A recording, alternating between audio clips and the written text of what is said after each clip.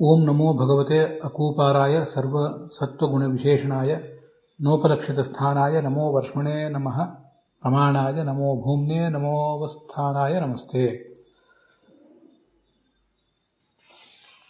ಶ್ರೀ ಗುರುಭ್ಯೋ ನಮಃ. ಭಾಗವತದ 2ನೇ ಸ್ಕಂದದ 7ನೇ ಅಧ್ಯಾಯದ 16 ಶ್ಲೋಕಗಳು ಈಗ ಸಮಾಪ್ತ ಆಗಿವೆ. ಮುಂದೆ ನಾವು ವಾಮನಾವತಾರದ ಕುರಿತು ನೋಡಬೇಕಾಗಿದೆ. ಆದರೆ ಈ ಮಧ್ಯದಲ್ಲಿ ಹಿಂದೆ ನಾವು ನೋಡಿರುವಂತಹ ಒಂದೆರಡು ಶ್ಲೋಕಗಳ ಪುನರವಲೋಕನ ಮಾಡಬೇಕು. ವರಾಹದ ಕಥೆ, ಮತ್ಸ್ಯನ ಕಥೆಯನ್ನು ಈಗಾಗಲೇ ನಾವು ಅವಲೋಕಿಸಿ ಮುಗಿಸಿದ್ದೇವೆ. ಈಗ ನಾವು ನೋಡಬೇಕಾದದ್ದು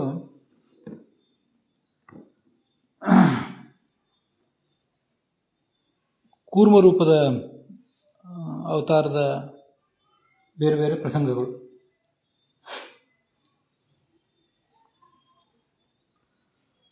ತಾತ್ಪರ್ಯ ನಿರ್ಣಯದಲ್ಲಿ 3ನೇ ಅಧ್ಯಾಯದಲ್ಲಿ 44ನೇ ಶ್ಲೋಕದ ರೂಪದಲ್ಲಿ ಇನ್ನು ವರ್ಣನೆ ಮಾಡಿದ್ದಾರೆ. ಈ ಕೂರ್ಮಾವತಾರ 2 ಬಾರಿ ಆಗಿದೆ. ಒಂದು ರೈವತ್ ಮನ್ವಂತರದಲ್ಲಿ, ಮತ್ತೊಂದು ವೈವಸ್ವತ ಮನ್ವಂತರದಲ್ಲಿ. ಹೀಗೆ ಇವೆರಡು ಮನ್ವಂತರಗಳಲ್ಲಿ ಆದಂತಹ ಕಥೆಗಳನ್ನು ಒಟ್ಟಿಗೆ ಹೇಳಿರ್ತಾರೆ ಶಾಸ್ತ್ರದಲ್ಲಿ.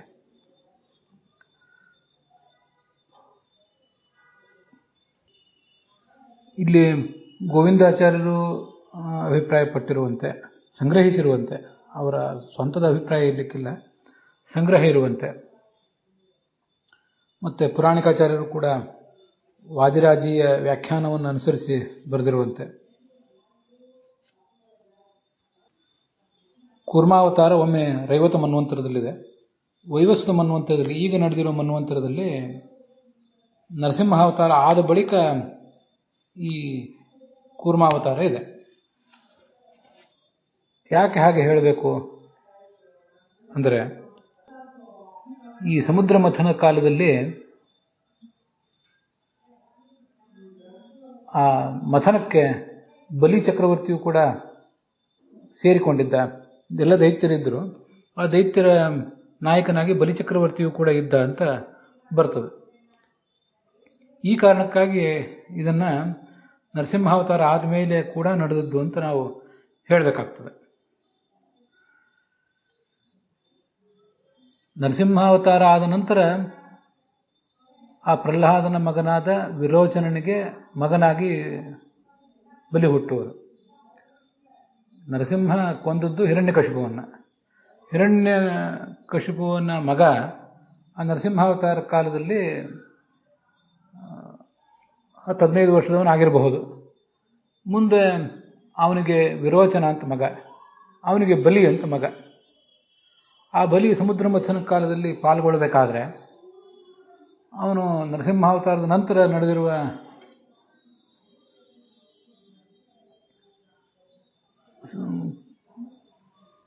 ಕೂರ್ಮಾವತಾರದಲ್ಲೇ ಅದನ್ನು ಪಾಲ್ಗೊಂಡಿರಬೇಕು.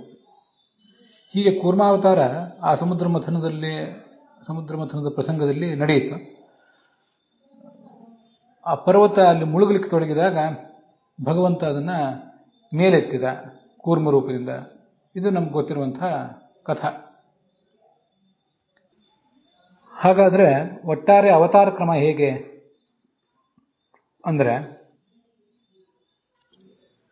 ಮೊದಲು ಸ್ವಯಂಭೂ ಮನ್ವಂತರದಲ್ಲಿ ವರಾಹ ರೂಪ, ಭೂಮಿ ತಾನಾಗಿ ಕುಸಿದು ಬಿದ್ದಾಗ ಅದನ್ನದು ಮೇಲೆತ್ತಿತ್ತು. ಮುಂದೆ ಮತ್ಸ್ಯಾವತಾರ ಚತುರ್ಮುಖ ಬ್ರಹ್ಮನ ಹಿಂದಿನ ದಿನಕಲ್ಪದ ಕೊನೆಯಲ್ಲಿ, ಅರ್ಥಾತ್ ಈಗಿನ ದಿನಕಲ್ಪದ ಮೊದಲ ಮನ್ವಂತರವಾದ ಸ್ವಯಂಭೂ ಮನ್ವಂತರದ ಆದಿಭಾಗದಲ್ಲಿ ಹೈಗ್ರೀವಾಸುರ ವೇದಗಳನ್ನು ಅಪಹರಿಸಿದ್ನಲ್ಲ, ಆಗ ಭಗವಂತ ಮತ್ಸ್ಯಾವತಾರ ತಾಳಿದ್ದ. ಮುಂದೆ ಇದೇ ಚತುರ್ಮುಖ ಬ್ರಹ್ಮನ ಈಗಿನ ದಿನಕಲ್ಪದ 6ನೇ ಮನ್ವಂತರ, ಚಾಕ್ಷುಷ ಮನ್ವಂತರ, ಅದರ ಕೊನೆಯಲ್ಲಿ ವೈವಸ್ವತ ಮನು ಸತ್ಯವ್ರತ ಮಹಾರಾಜನನ್ನು ಅನುಗ್ರಹಿಸುವ ಉದ್ದೇಶದಿಂದ ಅದೇ ಮತ್ಸ್ಯನ ವ್ಯಕ್ತ ಆದ.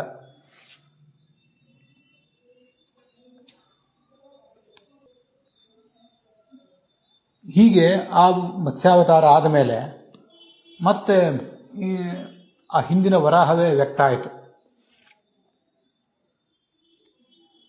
ಆ ವರಾಹ ಹಿಂದೆ ಕೊಂದದ್ದು ಆದಿದೈತ್ಯ ಹಿರಣ್ಯಾಕ್ಷನನ್ನು. ಅವನು ಚತುರ್ಮುಖ ಬ್ರಹ್ಮನ ಮಗ. ಆವಾಗ ಭೂಮಿಯನ್ನು ಎತ್ತಿದ್ದು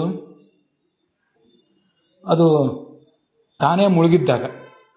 ಈಗ ಎರಡನೇ ಬಾರಿ ಅದೇ ವರಾಹ ಏನು ವ್ಯಕ್ತನಾದ. ಈಗ ಅವನು ಭೂಮಿಯನ್ನ ಆ ಹಿರಣ್ಯಾಕ್ಷ ಮುಳುಗಿಸಿದ್ದಾಗ ಅವನನ್ನು ಸಂಹರಿಸುವುದಕ್ಕಾಗಿ ಮತ್ತು ಭೂಮಿಯನ್ನು ಮೇಲೆತ್ತುವುದಕ್ಕಾಗಿ. ಮತ್ತೆ ಈಗಿನ ಹಿರಣ್ಯಾಕ್ಷ ಅವನು ದಿತಿ ಮತ್ತು ಕಶ್ಯಪರ ಪುತ್ರ. ಹೀಗೆ ಮತ್ಸ್ಯಾವತಾರ ಆದ ಮೇಲೆ ಚಾಕ್ಷುಷ ಮನ್ವಂತರದ ಮತ್ಸ್ಯಾವತಾರ ಆದಮೇಲೆ ವರಾಹ ನರಸಿಂಹ, ಅದಾದ್ಮೇಲೆ ಕೂರ್ಮ. ಈ ಕೂರ್ಮ ಹಿಂದಿನ 5ನೆಯ ರೈವತ ಮನ್ವಂತರದಲ್ಲಿಯೂ ಒಂದಾಗಿತ್ತು. ಅಂತೂ ಇವು 2 ಕೂರ್ಮಾವತಾರಗಳು ಅಂತ ಗೋವಿಂದಾಚಾರ್ಯ ಅಭಿಪ್ರಾಯಪಡ್ತಾರೆ.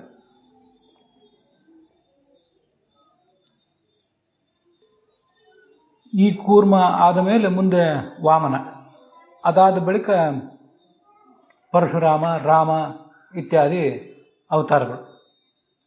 ಇದು ಗೋವಿಂದಾಚಾರ್ಯ ಸಂಗ್ರಹ ಮಾಡಿದಂತೆ ನಾನು ಓದ್ತಿದ್ದೇನೆ.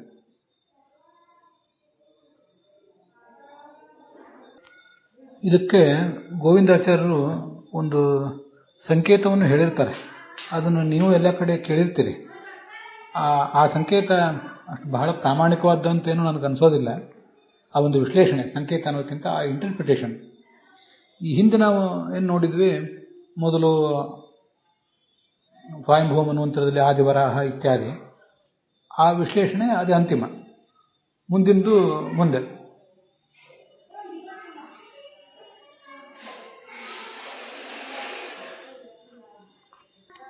ಮೊದಲು ತಿರ್ಯಕ್ ಪ್ರಾಣಿಗಳು, ಭಗವಂತ ಏನು ತಿರ್ಯಕ್ ಪ್ರಾಣಿಗಳ ರೂಪದಲ್ಲಿ ಅವತರಿಸಿದ ಅವುಗಳ ನಿರ್ದೇಶ ಮಾಡಿದ್ದಾರೆ.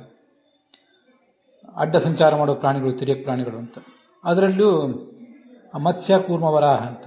ಅದರಲ್ಲೂ ಮೊದಲು ಜಲಚರವಾದ ಮತ್ಸ್ಯವನ್ನು ಮೊದಲು ಹೇಳಿದರು, ಮತ್ತು ಉಭಯಚರವಾದ ಕೂರ್ಮವನ್ನು, ನೆಲದ ಮೇಲೂ ನೀರಿನ ಮೇಲೂ ಸಂಚಾರ ಮಾಡುವ ಆಂಫಿಬಿಯನ್ ಅದು ಕೂರ್ಮವನ್ನು ಆಮೇಲೆ ಹೇಳಿದರು.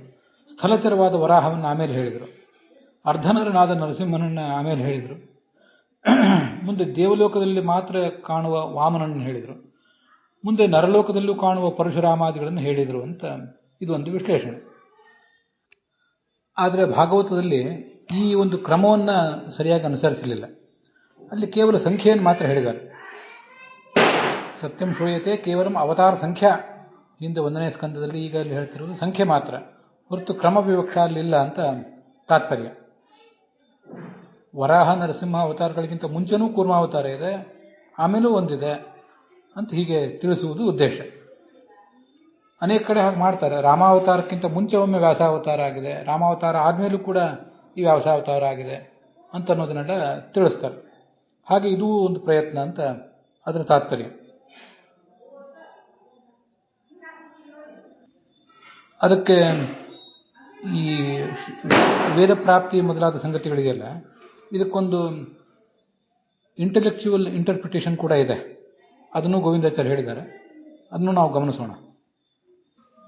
ಮೊದಲು ಮತ್ಸ್ಯವನ್ನು ಹೇಳಿದ ಯಾಕೆ ಅಂದರೆ, ಮತ್ಸ್ಯ ರೂಪದಿಂದ ಮೊದಲು ವೇದಗಳನ್ನು ಉದ್ಧರಿಸಿದ, ವೇದಗಳ ಪ್ರಾಪ್ತಿ ಮೊದಲು. ಅದಾದಮೇಲೆ ಮನಸ್ಸೆಂಬ ಮಂದರವನ್ನು ಆ ಕ್ಷೀರಸಾಗರದಲ್ಲಿ ತೊಡಗಿಸಿ, ಅಂದರೆ ಶಾಸ್ತ್ರಸಾಗರದಲ್ಲಿ ತೊಡಗಿಸಿ ಚೆನ್ನಾಗಿ ಮಥನ ಮಾಡೋದು. ನಮ್ಮಲ್ಲಿರುವ ದುಷ್ಟಶಕ್ತಿಗಳು ಸತ್ಶಕ್ತಿಗಳು ಇಬ್ಬರೂ ಬರ್ತಾರೆ ಮಥನ ಮಾಡಲಿಕ್ಕೆ. ನಮ್ಮ ಸದ್ಬುದ್ಧಿಯೂ ಮಥನದಲ್ಲಿ ತೊಡಗ್ತದೆ, ನಮ್ಮ ದುರ್ಬುದ್ಧಿ, ನಮ್ಮ ಸಂದೇಹ, ಅವು ನಮ್ಮ ವ್ಯಕ್ತಿತ್ವದ 2 ಮಜಲುಗಳು ಕೂಡ ಆ ಮಥನದಲ್ಲಿ ತೊಡಗುತ್ತವೆ. ಜ್ಞಾನ ಸ್ಥಿರ ಆದ ಮೇಲೆ, ಹೀಗೆ ಸ್ಥಿರವಾದ ಜ್ಞಾನ ಆ ಕೂರ್ಮ ರೂಪದಿಂದ ಬಂದ ಮೇಲೆ ವರಾಹ ರೂಪದ ಭಗವಂತ ಬರ್ತಾನೆ. ಅವನು ನಮಗೆ ಜ್ಞಾನ ಬಂದ ಮೇಲೆ ಮಾಡಬೇಕಾದ ಧ್ಯಾನವನ್ನು ಮಾಡಲಿಕ್ಕೆ ಭೂಮಿ ಏನು ಬೇಕಲ್ಲ, ಆ ಸ್ಥಿರವಾದ ಭೂಮಿಯನ್ನು ಆತ ಒದಗಿಸ್ತಾನೆ. ಭೂಮಿಯಲ್ಲೂ ಸ್ತ್ರೀರೂಪದ, ಹಳದಿ ಬಣ್ಣದ ಸ್ತ್ರೀರೂಪದಿಂದಿದ್ದು ತಾನೇ ನಮಗೆ ಧ್ಯಾನಕ್ಕೆ ಬೇಕಾದ ಅನುಕೂಲ ಮಾಡಿಕೊಡ್ತಾನೆ.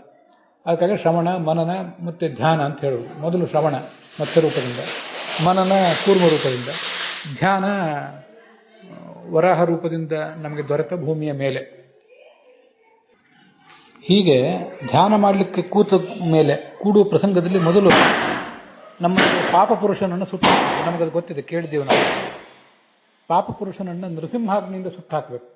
ಮೊದಲು ಪಾಪ ಪುರುಷನನ್ನು ನಾವು ನಮ್ಮ ಹೊಟ್ಟೆಯ ಎಡಭಾಗದಲ್ಲಿದ್ದವನನ್ನು ಚಿಂತನೆ ಮಾಡಿಕೊಂಡು ಅವನನ್ನು ಒಣಗಿಸಿ ಅವನನ್ನು ಸುಟ್ಟು ಹಾಕಬೇಕು. ಅದು ನರಸಿಂಹಾಗ್ನಿಯಿಂದ.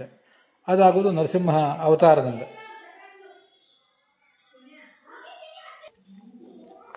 ಅಲ್ಲಿಗೆ ಕೂರ್ಮಾವತಾರದ ಕುರಿತು ನಾವು ನೋಡಬೇಕಾದದ್ದು ಸಮಾಪ್ತವಾಗಿದೆ. ಶ್ರೀಕೃಷ್ಣಾರ್ಪಣ ವಸ್ತು.